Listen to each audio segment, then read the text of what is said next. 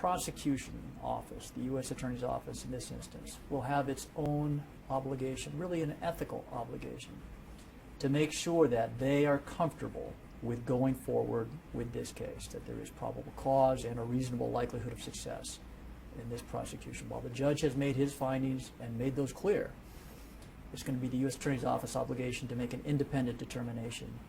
How long that takes, we don't know. It ought not to take a considerable amount of time because the facts are what they are, as they say, and they are well recorded and well documented. But whether that takes weeks, months, or longer, we just don't know.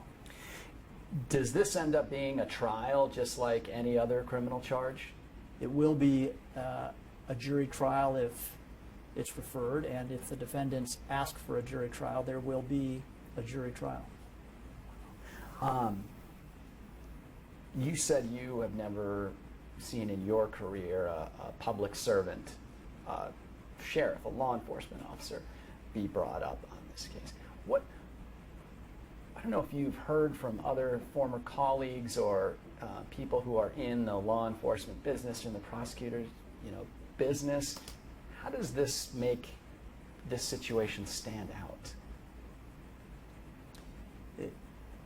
You don't have to travel very far, sadly, in this country to see what it is law enforcement agencies do when they are confronted with significant issues. For example, by the Department of Justice in Ferguson, more recently in Baltimore.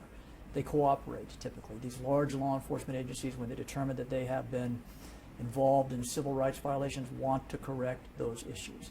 Here, what makes this stand out is a culmination of multiple events. So first, we have a district court judge's finding that this agency, and Joe Arpaio in particular, committed systemic violations of our citizens' rights because they were Hispanic. That's a significant problem, an embarrassment to law enforcement everywhere, and certainly to the sheriff's office.